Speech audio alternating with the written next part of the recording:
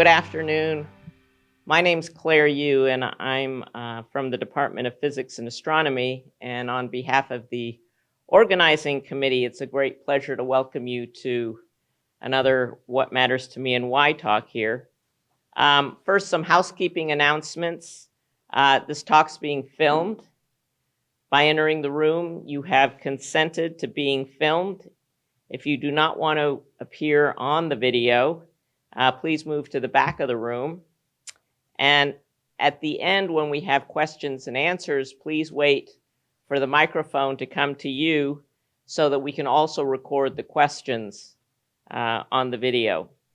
And finally, you're welcome to eat lunch during the talk here in the room, or you can take your lunch with you.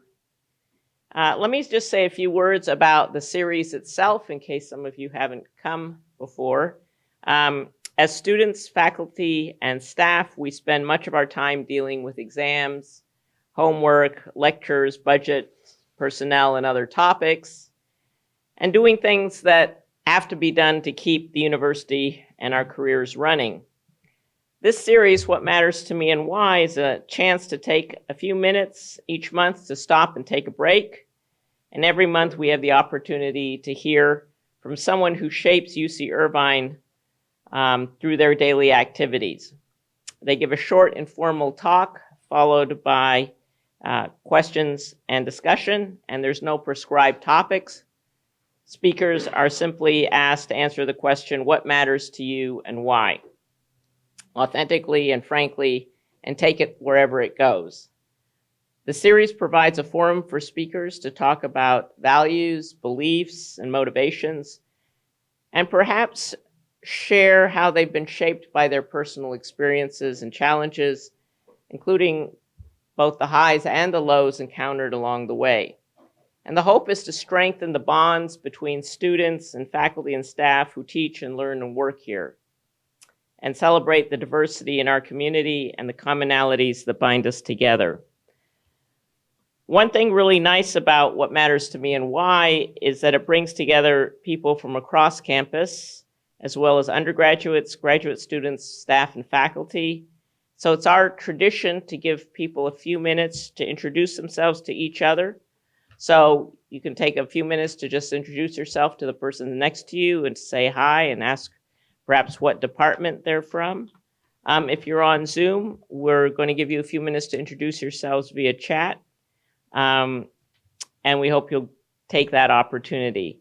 Maybe tell others not only your name and department, but, are you student, are you faculty, are you staff, how you heard about this talk. And we'll just wait for a minute or two, and then we'll bring you back and Stacy will introduce today's speaker. Thank you.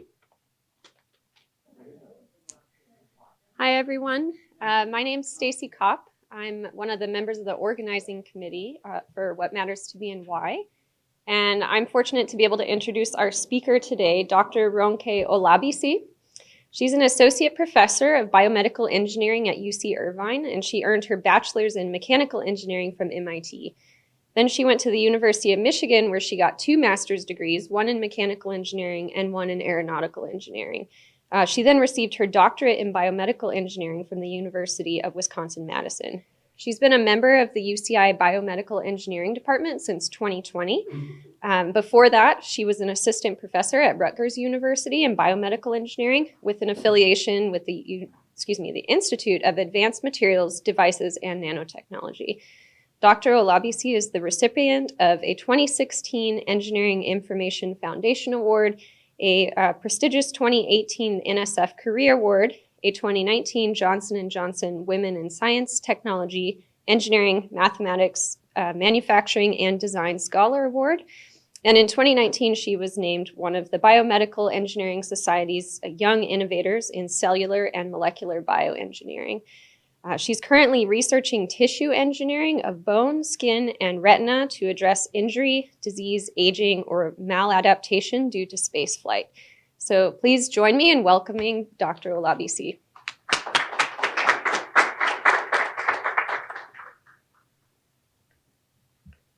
Okay, thank you very much for that introduction. So the title here is inspired by a song.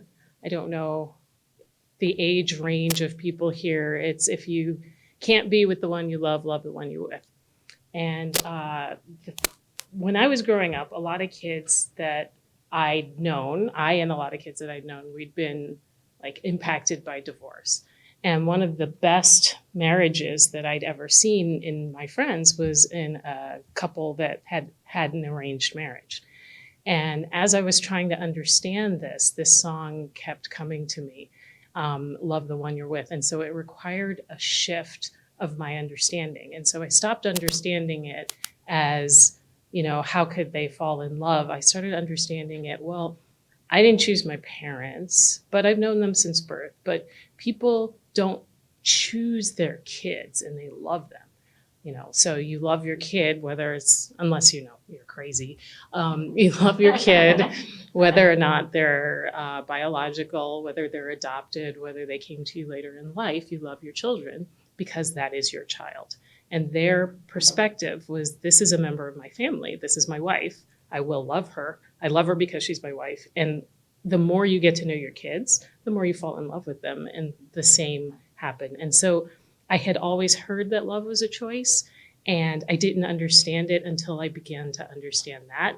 And I thought, well, if this can happen to people, maybe, I can use this in other areas of my life to maximize my happiness. And so I really wanted to apply that to the things that I did as well. And so I was born in Parma, Ohio. And if you are not from Generation Alpha, this is a normal thing. If you are Gen Alpha, Ohio is synonymous with weird for some reason. My kids think it's hilarious that I am from Ohio. And I know several teachers, elementary school teachers, who have banned the word Ohio in their classrooms.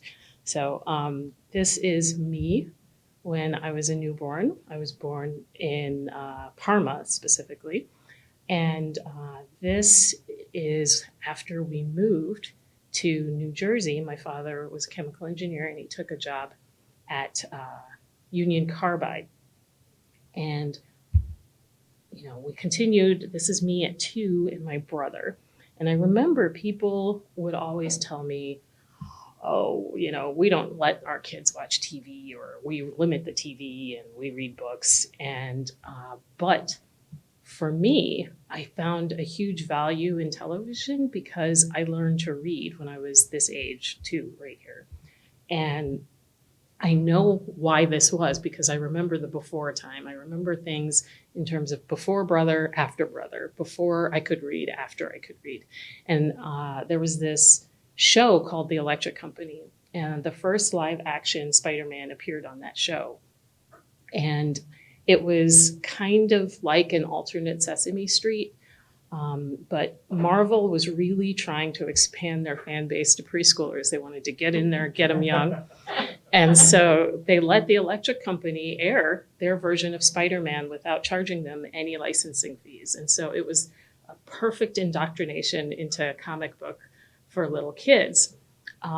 So the way it started, it would be a traditional comic book drawing, and then it would come in alive with the live action people in it, and it was Spider-Man, and I loved it. It had everything. It had like famous stars now, like Morgan Freeman was in it. It had a little black girl that I identified with, but it was at its best a great motivation to learn to read. So every character would speak except for Spidey. And in the show, he was called Spidey. He had these thought bubbles, right? And everybody would respond like they could hear the thought bubbles. But I remember like, oh, what is he saying? And I remember that was what inspired me to learn to read. And so I wanted, like, this came into play for me later when, I found myself in the pandemic with 4-year-olds. And in California, kindergarten isn't required unless you enroll them, and then it becomes required. And all the research I saw said, distance learning isn't the best for kids, so I didn't want to put them in that. And so I had to build my own homeschool to be able to teach them. And they really resisted the traditional way, I was like, well, just read the book. And I was like, okay, well, you didn't learn to read that way. So I gamified it, and they learned to read in a couple of months compared to the year that I had been trying to teach them. And so one of the things I brought that forward with me is I try to make something fun about my teaching. And if you have ever taken a class, you will know that some of the pop quizzes in class are replaced by Jeopardy games. And so we have Jeopardy to gamify. It's all based on the stuff in class. But in particular, I really, really fell in love with science fiction. So of the things I read, it was science fiction. And I came to the realization that I liked science fiction better than fantasy. I do still enjoy your fantasy here and there. But in a lot of fantasy, like, there are still slaves, there are still like women who are subjugated, there are still like terrible, terrible conditions, but with dragons. I'm like, so we can't have, equal rights and dragons. We can have dragons, but we have slaves, right? And so sometimes it bothers me. But with science fiction, it's the ones that I like anyway are more hopeful. And so not necessarily like the ones where it's like apocalypse and everybody is dead. Those are kind of depressing, and I don't really enjoy those as much. But I enjoy the hope of science fiction, the ones that imagine a better future. And I did as a kid, but I also loved that it predicted the future. So it didn't just imagine a future. Oftentimes it predicted what was to come, or it inspired engineers to create the future that they had read about. So for instance, Tom Swift and his electric rifle, that inspired NASA researcher Jack Cover to invent Thomas A. Swift's electric rifle, which we all know now as the taser, right? The inventor of the mobile phone, Martin Cooper, he credits Captain Kirk for being his inspiration with the communicators. And the World Wide Web creator, Tim Berners-Lee, he said Arthur C. Clarke's World of Sentient Networked Computers in Dial F for Frankenstein was his inspiration. So I was all over science fiction. I loved it. I wanted to do that. I wanted to invent things. I wanted to understand how things worked. I would take apart our landline phones and I would put them together the wrong way to see what it would do. I would poke on the paper in speakers to see how that would change. I probably cost my parents countless dollars fixing the things that I would take apart. But I would put coins on piano strings and play them to hear the way they change. I wanted to be the one to help build the future. But I also loved science fiction because it was an escape. It was that when I was growing up, I truly honestly believed that I would die by the time I was 25 in a nuclear holocaust, because these were what all the movies were showing. These are what the politicians were arguing about each other with. There were so many movies. There were songs about it. Like one of the top 10 songs was by Sting about, if the Russians love their children too, how can I save my little boy from Oppenheimer's deadly toy? And I'm like, so it was terrifying. And it was just, they were fighting, they were stockpiling nuclear weapons, they were joking about dropping these nuclear weapons. And to me, they seemed like little kids who were one fight away from killing everybody. So I would escape in these science fiction books, that not the apocalyptic ones, the ones that imagined a better future. And if it wasn't in a book, it was on TV. And once, like at the time, I never really liked black and white films. I just, it was on skip. But there was nothing else interesting on, so I just started watching whatever was on. And I let this one play, and this is The Day the Earth Stood Still, the original. The original is brilliant, the new one is trash. It's from 1951, so if you haven't seen it, I don't honor spoilers for movies that are that old. So, but what in it, this alien visitor, and it's got some of the, like, if you watch any shows that have pop culture references like Klata Barada Nikto, that's from this movie. And a lot of people will watch the movie and be like, oh, I've heard that on The Simpsons or something like that. It's a great pop culture reference. He wants to speak to the world leaders of the earth, and he wants to warn them. And the politicians start fighting amongst themselves. No, it's not going to be on American soil. It's going to be on French soil. No, it's not going to be on French soil. It's going to be on Russian soil. And they just keep fighting. He's like, I have kind of an important message for you, and I came all this way, and you're fighting. Nobody could agree. But the visitor then reaches out to the scientists and the engineers. And the scientists and the engineers say, sure, we'll meet you, and we'll take your message to the leaders. And he essentially tells them that we have to knock it off. If we continue down this path of destruction, we can destroy our own planet. But if we go to space and start threatening the rest of the galaxy, they're going to destroy us all. Right? So it's kind of an important message. But what I loved about it, like to date, it's my favorite film. It had science, it had religion, it had politics, but not in a way that was pandering or demeaning to any of them. And the most important part was that it showed to me the scientists and the engineers were the heroes, not the leaders. And it made me think that it wasn't going to be leaders that saved us. It was going to be scientists and engineers. And I wanted to be that. I wanted to be part of that. I wanted to contribute to that. And fortunately, I also love school because you kind of need to like school to become scientist and engineer. And so my father is Nigerian, and school is very important to him. My mother is African American, which, you know, if you know the history about this country, mixed ancestry, but she came out with red hair and freckles, as did my brothers, to this astonishment of my father. He was convinced that his genes would be stronger than red hair. I actually had red hair until I hit puberty, and then it went away, but my freckles did not. And so he came to this country to go to university as part of this. It was a program called the African Scholarship Program of American Universities.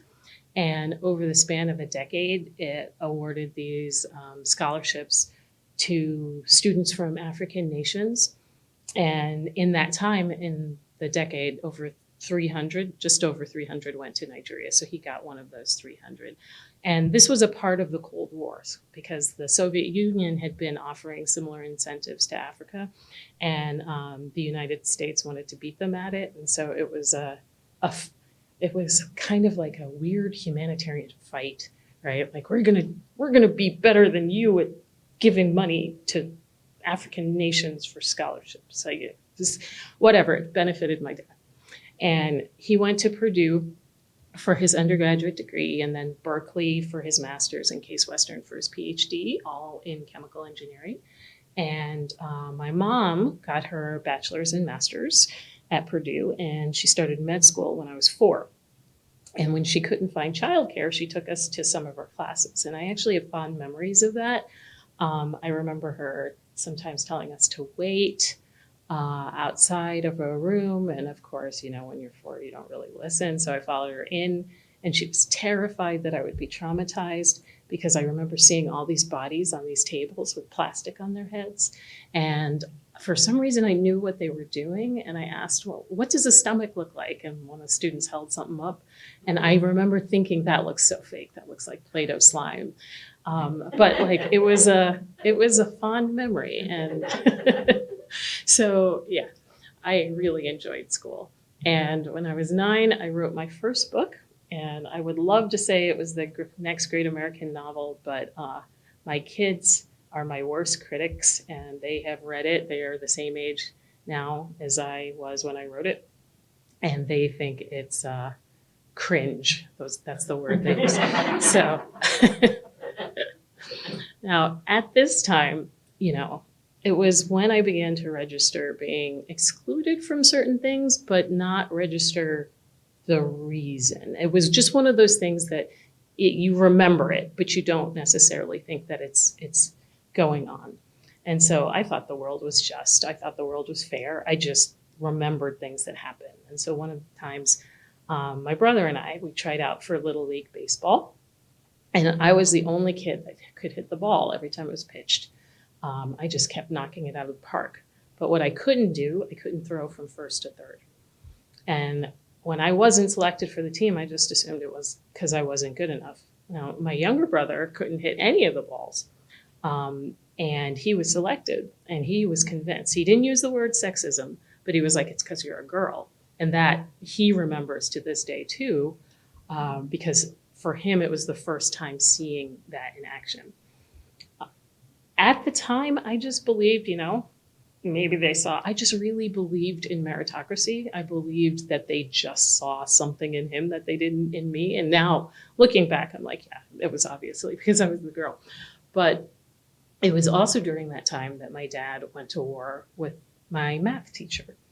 It was in this school, the way they had it wasn't really pods, it was just kind of groups of kids, and they just let kids work at their own level in groups. And so when I was in the 4th grade, I'd been with the group that was doing 6th grade math. And so we were just like sitting separately in groups in our little tables. And when I had advanced to the 5th grade, I was put in the 6th grade math again. And so when I tell you that Nigerians really value education, this was the start of the war. And so my dad went to the teacher to complain. She was of the mind that it was beyond me. He raised it to the headmaster, and eventually the teacher, I don't know all the details. I just imagine knowing how tenacious he can be, that the teacher was not pleased that he overruled her. And so I was allowed to be in the 7th grade math class, and it was going to be like a trial period. And I feel like the trial period lasted for the whole year, but time dilation when you're a kid. I just remember that I started to get separate work from everybody else, including the kids in the 7th grade class. I had no idea how to do this work. My dad was a chemical engineering PhD who had done plenty of complex math, who had solved a problem that hadn't been solved in his university. And he would stay up until 2 a.m. doing the calculus homework that I was given. Then he would wake me up at 2 a.m. He would show me how to do a similar problem in the homework and then have me complete the homework. Now, to say that I hated this would have been an understatement, because I just wanted him to show me how to do the homework I had. He was giving me twice as much homework by first showing me how to do a similar problem and then having me, it was double the work. And I was just like, it's okay, I'll go back to 6th grade math, I don't care. But he really wanted to teach me, and this went on. And at the end of this period, I don't know if it was a semester or a year, but the teacher said something to the effect that he had been right.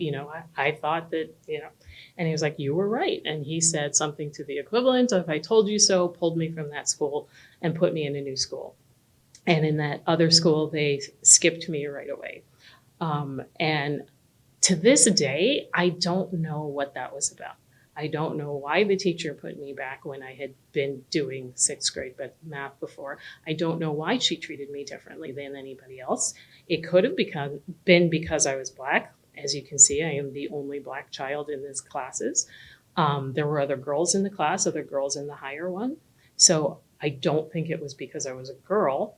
I've since learned that acts of sexism or racism that are not overt are considered by psychologists to take a greater toll on the person, because they are left wondering. Like, if somebody calls you a racial slur, you know what that's about. If somebody doesn't give you the apartment or the job or the class, and they can't explain why is that? And what happened there? And that person wondering, what is it? Is it because they didn't like my hair? Is it because I said something that they overheard? You don't know. And that was one of those things. To this day, I don't know. My father, he knows, but I don't. Like, did my dad annoy her? Which is entirely possible. It could, but I never had that teacher before. So you go back and forth with one of those things. And so at the new school, they put me immediately into an advanced math class. But the way that they told me, and at this point I'm 11 now, you're very good at math. Usually girls aren't. So we're putting you in this class. And so I think about that because I remember that. And I remember thinking, so I'm not like other girls? Like, or so what does that mean? And I think about my kids today and how they would react to being told that. So they would then believe that girls aren't good at math. They would believe that somehow they're different. Would that affect their identity, how they see themselves? Would they not want to be different? What, see, I always wanted to be an astronaut. So a lot of the obstacles that came to my way, I was like, well, I got to leap over this obstacle to do it. But if you don't necessarily know what you want to do, sometimes these obstacles will change your course. And so I remembered that, and I remembered it was one of those things that locked away in my brain. Now, my grandfather was highly educated too. He graduated from high school at 15. This is my maternal grandfather. And he became a principal of a school before he joined the Tuskegee Airmen. So I don't know if it's in my genes, if it came from a love of science fiction, but as long as I can remember, I wanted to be an astronaut. And one of the times when I applied, one of the astronauts told me to learn to fly a plane, which I did. Now, I soloed. I never finally got the license because I wound up becoming pregnant with twins and I started passing out all over the place, which is not a good combination in a plane, I will tell you. And since just your time goes away when you have twins, but I never gave up on that dream of becoming an astronaut. And therefore, when I applied to schools, MIT was my first choice because while other schools had aeronautical engineering, MIT had astronautical engineering. I was like, astronaut, that's where I want to go. And they had an exchange program with the Moscow Aviation Institute for people who were learning Russian. And, so like I'm going to school, I'm 16. I'm kind of naive about the world. And so the reason I was learning Russian was not because they make astronauts learn Russian anyway. It was because I was like, if they don't take me, I'm going to defect to Russia. That was my thought process. So I learned Russian. I went there to study for a summer. And it was one of the most rewarding experiences that I've ever had. It was, they were coming out of communism. They were still learning things, and their culture was so different in some ways and so similar in other ways. Like, for instance, when they were saying goodbye to the Americans and they said, this always happens, the Americans, we were all like, bye, it was great, bye. And they were just sobbing and stuff. And we were like, bye. Yeah. So it was the things that they found humor in, like it was a way of people watching where, they would point out things to me and I would see them too. And then we would laugh, like, somebody next to a poster trying to like look at the person better. So they get up next to the side or just, it was just crazy little things like a person trying to hold the hand of a poster or something like that. Just fun things to notice about other people. So they really valued people and they just didn't have very many material things. And being in that environment kind of changed my perspective on a lot of things. And so as part of the MIT astronautical engineering program, I was able to apply for a space grant, and that is something that would fund students to continue and do summer internships. And so the summer of my freshman and sophomore years, I worked for GE Astrospace under this space grant program between MIT and the Space Grant Institute in New Jersey. And so what was kind of a fun full circle thing is that when I had students at Rutgers in New Jersey, I got several of them applying to Space Grant. They didn't realize that they could do it as biomedical engineers. So that went from 0 to a ton of students getting space grants. So that was a fun circle of life moment. But, you put things like this on your resume. I put this on my resume and I was going, both the Telstar 4 and the Mars Observer. Now, I'm going to preface this by saying it wasn't my fault and that The Telstar 4 and the Mars Observer were both late by the time I joined as a student engineer. But imagine you're in this interview and the person's looking at your resume and just busts out laughing and says, "You worked on the Telstar 4 and the Mars Observer? Now we know what happened to them." And so I was like, what? And so after that interview, I went and I looked it up. Both of them, they lost contact with. They just had no idea what happened to them. One of them stopped working and had a power short. The Mars Observer, it also stopped communicating and they didn't know where it went, if it slammed into Mars or whatever. And so, as you can imagine, I quietly removed those from my resume, and to date, I don't have those on there. So this is a secret I am sharing with everyone here. But again, it wasn't my fault. I was just a student. So one of the things that happened, though, in all of that was that I discovered that I really didn't enjoy the work. I wanted to be an astronaut, but I didn't want to work on rockets. There was a limited amount that you could do. Like, you can't just pick any single design. It has to be a specific design to go into space. It has to have weight criteria. It has to have structural criteria. So it's very limited and it felt rigid. So I changed majors to mechanical engineering. And one of the design projects that we had to do is we had to either put a quadriplegic person on a horse or a paraplegic person on a horse, or design a carriage, a horse-drawn carriage for them. I was on the team that had quadriplegic people who had to be mounted on the horse. And this required so much designing because everybody wanted to either have it completely independent or with aid. And what we wound up settling on was that it would be completely independent if you went from home back to home. If you wanted to go out and have a picnic, you were going to have somebody along to help you. Now, that being said, again, we were like young and concerned about, we see in the movies, there's always runaway horses.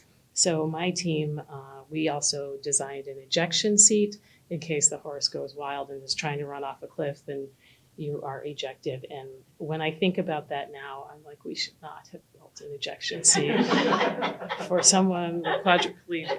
But everybody there was like, but if their back is already broken, it's not an issue. And I'm like, no.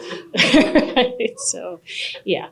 So, but I really enjoyed the freedom. It had a lot more freedom. We could design a lot of things, not just for going into space, but for things like this. There was a design competition that PBS followed me for a while where we had to get golf balls into a chute before our opponent got them into a chute. And we had to do it with a box of junk that they gave us. And so all of this stuff I was really enjoying. And so I switched majors, and then I was doing aeronautical engineering at Michigan. And I had an aerospace, I was taking this composites class. And he told us to design a composite material for a non-aerospace application. And this is when I fell in love with bone, because I saw this break and I was like, why is this happening? What is going on?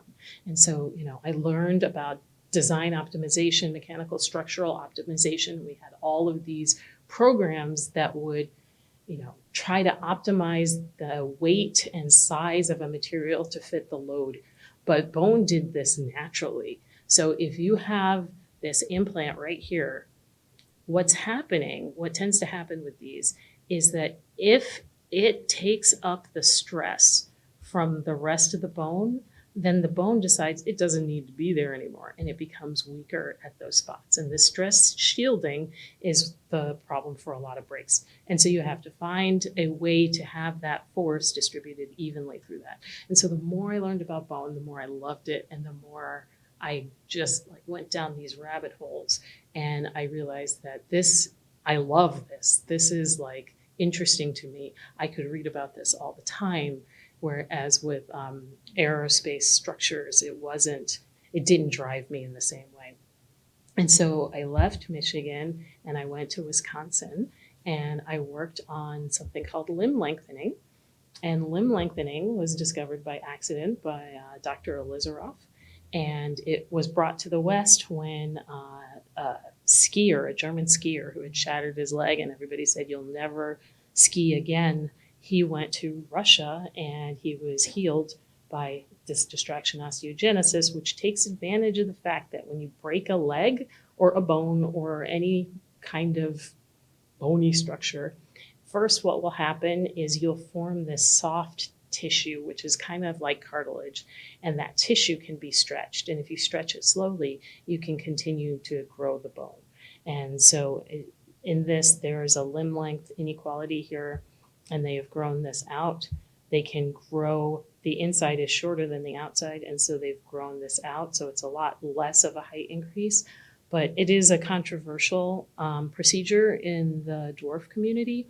But the biggest increase I have seen has been from 4'9" to 5'10".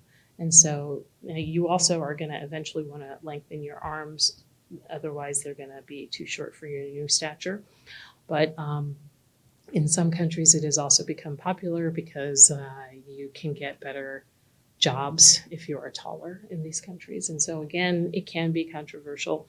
But what I was looking at in particular was if you are doing too great of a lengthen, what can happen is the calf muscle is much stronger than the shin muscle here, and it doesn't grow as well as the bone will.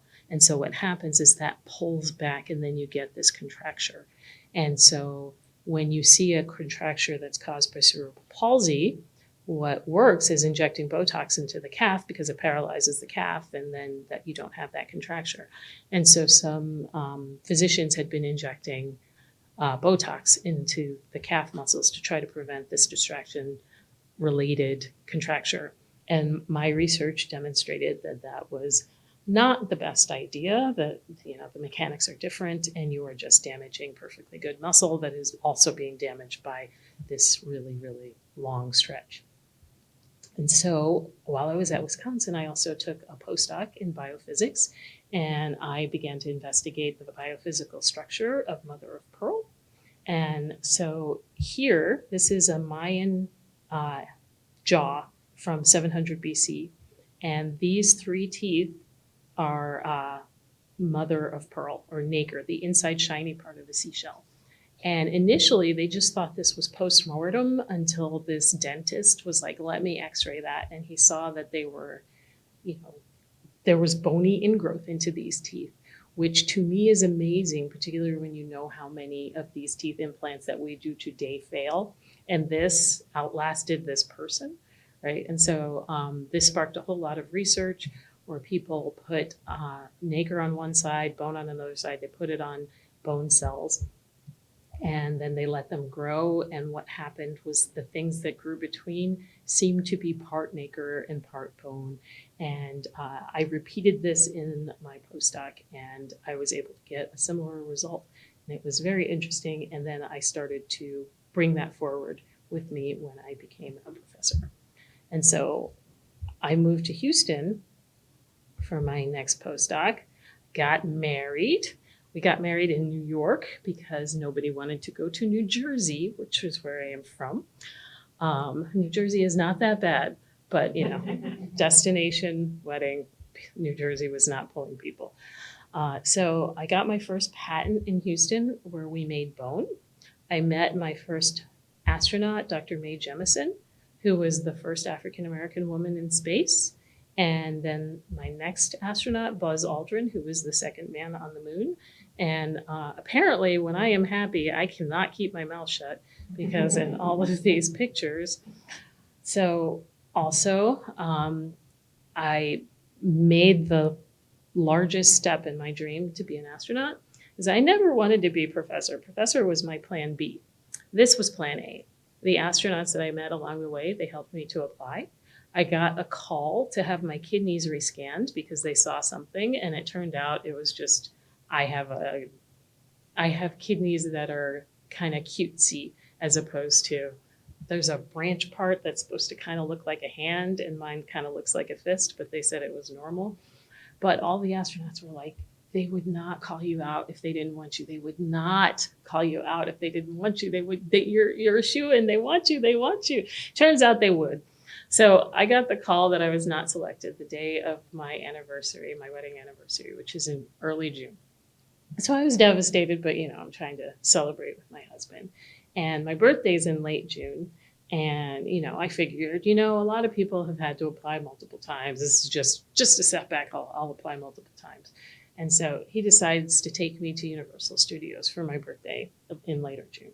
And so we were walking in and they pull us and they say, will you be part of this demonstration thing that we're going to do? And I was like, sure, it's my birthday. And they pull us back and they're like, and I'm on edge. You're not going to have us do anything sexist, right? And they're like, so one of you is going to be the scientist. And I was like, yeah, that's going to be me, right? And they're like, yeah, we want you to be the scientist. And the other one of you is going to be the astronaut. And I was like, I want to be the astronaut. Right? And they were like, oh, we're sorry. It really has to be him. And I'm thinking that he did this on purpose because I was like, why would this happen unless you did this? Do you think this is funny? And he was like, I really think you should let her be the astronaut. And I couldn't believe this was happening. It was like a giant kick me sign on the butt that was my life at that time. But it turned out like what they were trying to demonstrate, they had me doing the science stuff in front, and then they switched him out with a stunt double, which is why he had to be the astronaut. And they did all these horrible things to him. And I was like, you guys must stop this right now. But the entire audience was dying, so it was worth it. So I understood why that happened. But still, I was like, really? Same month, I get rejected twice? Are you kidding me with this? So, but that, after that happened, I really began to, you can't only have that as your plan, right? And so that has to be your parallel plans. And so I was applying to that while I was also trying to be a successful astronaut, successful Freudian slip, successful professor. And so I started a new elective on the changes to the body that happened in space. I started doing the research that ultimately got me my second patent. The more I taught, the more students were sharing their stories with me. I had one student in one of the core classes saying, I can't believe I'm getting a degree in engineering. And I said, I don't understand why you're so surprised. You're doing really well in the class. And she said, well, when I was 15, my parents wanted me to get married. And I said, I don't want to get married. I want to go to high school. And she said, in my country, high school is not free. So I had to pay for it. And I worked.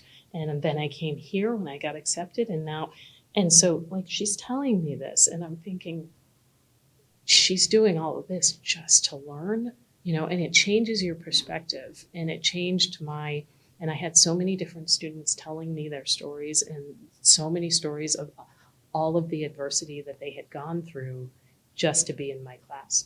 And the more I taught, the more the students became heroes to me. They were my inspiration. And her story, other stories, they have stayed with me and I carry them with me. And I love my research as much as I love affecting student lives and trying to help make them better and make them in some way easier and make the learning fun. And around this time too, I became a mom to twin boy-girl twins. And that, I don't want to say, okay, so here's the thing. When you think to yourself, I've stayed up, I've done all-nighters before. It's not a big deal. After you do your all-nighter in college, you can sleep for the next 3 days. You cannot do that when there's two babies.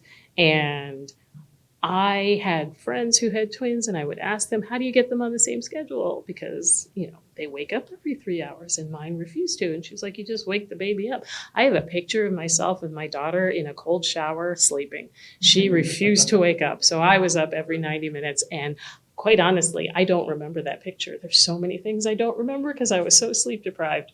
I'm like, that's a lovely memory that I have no memory of. So that is definitely, you learn, they are definitely two of the things that matter to me. But my work also began to be recognized, and I got the NSF Career Award, I got the Johnson & Johnson Award, and media outlets started to recognize me, and we did a photo shoot. There was a movie called Hidden Figures that had become popular, and they were trying to find the hidden figures within communities. And again, this is Dr. Mae Jemison and me, and she actually has become a close friend since then. I got invited to participate on more things, and this was a National Academy's report on the underrepresentation of women in STEM.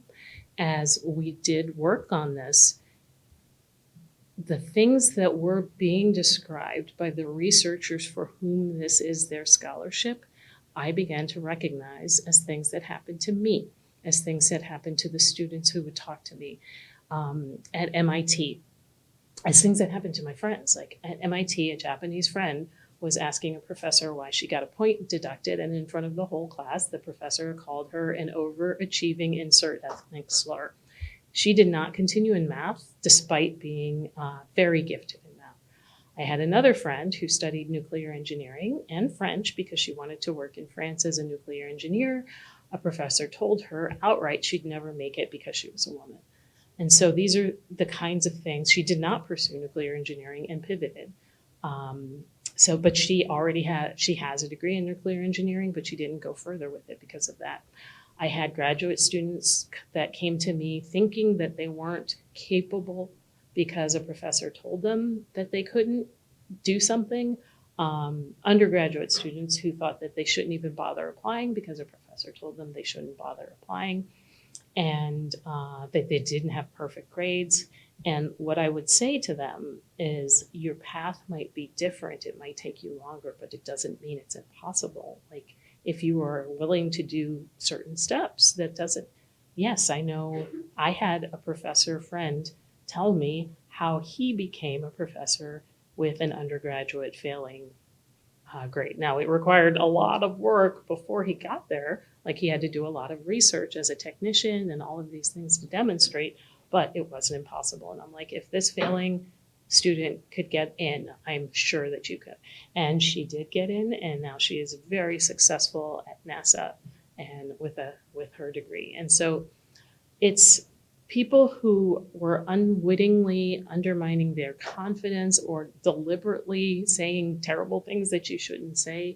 I was told by a professor that maybe I went to ask him something in office hours, and he said, maybe MIT and Michigan were too hard for you, and you should go someplace easy like State, or just get married. And I remember that. And then at that time, you don't know what to say, but I did say, I don't think I need any help anymore. And I went to a professor, and it's the professors who are your champions that are the ones that can help. Like, I'm never going to forget that, but I'm also never going to forget the one who was there for me afterwards. And he was there for me, and I became very close with this man. And when he died, I carry part of him by being for someone else what he was for me. And he is somebody who will matter to me for the rest of my life. And there are people who said that, they wanted to apply to a general fellowship, but they were diverted from that. They said you should only apply to minority fellowships, which made them feel like they couldn't get the general ones. And so I began undoing damage after damage after damage. And I realized during this National Academy session that it wasn't a leaky pipe for many people, but it was a gauntlet. And the problem with this leaky pipeline analogy, it assumes that everything is passive about this system. It was originally thought up by a bunch of male engineers who were trying to describe the loss of a white male workforce and how many visa workers that they would need to make up the difference. And since that original description, it's been often used to describe the loss of women from STEM. And while we were doing this, we found that it wasn't just the loss of women from STEM. And I likened it to a canary in a coal mine. The The loss of women from STEM is the most drastic. But if you look at new fathers, the loss of them is really high and increasing, because now more in this generation, more wants to be present fathers. And there are some fields that don't allow that. And you are losing not just women, you are losing all kinds of groups that want more. And women are that canary in the coal mine. And it's at that point that I realized, I was thinking, like, the thing that I noticed about this picture is, they're, all wearing 3D glasses, but they're all white. Why are they all white? Do people of color not like movies? No, this was taken during segregation, right? So you don't need diversity programs to diversify the movie theaters. Diversity is the natural result of inclusion. And so I stopped looking at it as a goal, but as a result. And how can I maximize inclusion, right? And so what we started to visualize this perspective. For the people leaking from the pipe, we created this satirical gauntlet type image. And in it, you can zoom in. There are people that draw women into STEM. Like, they did a study, and it's called the Scully effect. And if you watch the X-Files with this Agent Scully, who was a scientist, and you were a girl in middle school, you were like 300 times more likely to pursue STEM. And so these are the draws, the role models that you need. Everybody pretty much can have stereotype threat, imposter syndrome, or feeling isolated, but that is not on you. That is a symptom of the place where you are, right? And so you look around this, and this is not to state that it is easy for the white males. This is to state that this is what it sometimes feels like for the people who are not. And so we have LGBTQA, men with disabilities and men of color have a different gauntlet, but we were focusing on the women. Every single thing that is said here is something that was said to a surveyed women. So things like, that's okay, we can't be expected to accommodate you, you don't belong here, no homo. And so instead of focusing on this passive leaky pipe, I want to, if you think of it as a leaking pipe, then you caulk it. If you think of it as a chilly climate, then you say wear a sweater. If you think of it as a gauntlet, then we have to remove the obstacles. And so one of the ways that I decided that I was going to do that is I was going to try to reach people where they were.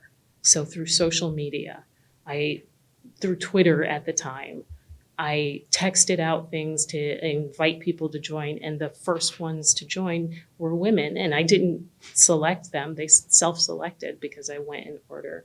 I joined CBS's Mission Unstoppable, which is a television show targeted that age group, year-old girls, and we talk about our research, and it's women, and it reached all of these people. And then I came to UCI, and I continued, and my TikTok, all of the users that I'm interested, I talk about my research in an accessible way in 45 seconds or less. And I got the BMES Diversity Award for some of these efforts.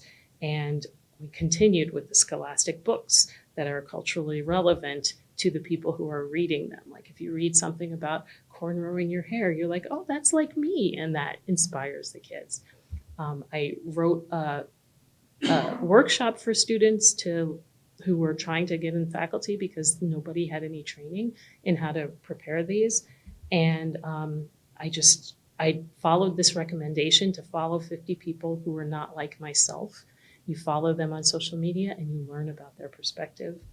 And in this picture, this demonstrates that people are trying to expand seminars to involve more than just one type of person, and there's different request a woman scientist.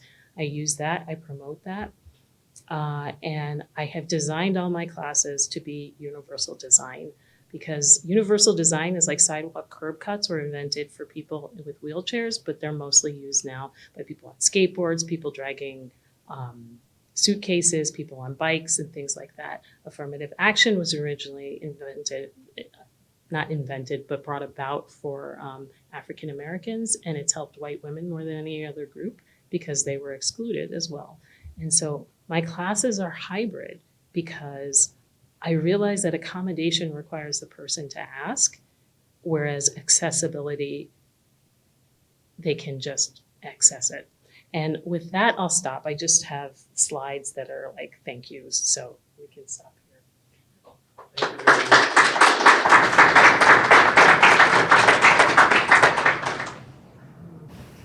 Hi, thank you so much for your talk, and I really liked it and just enjoyed it so much.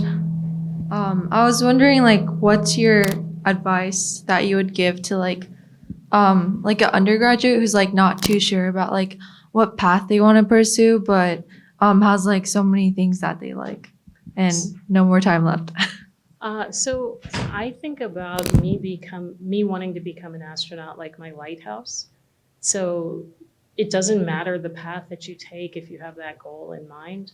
Like I wandered all over the place. I started in aerospace. I did mechanical engineering. I went back to aerospace. I did biomedical engineering.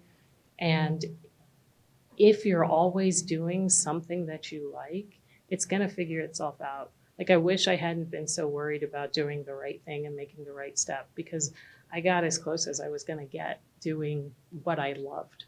And if you love it, or if you can love it, if you can love what you do, even if it wasn't what you first thought you wanted to do. I love what I do now. And so I would say just keep doing what you love. It's probably all the time we have, but thank you very much for a wonderful talk. Thank you.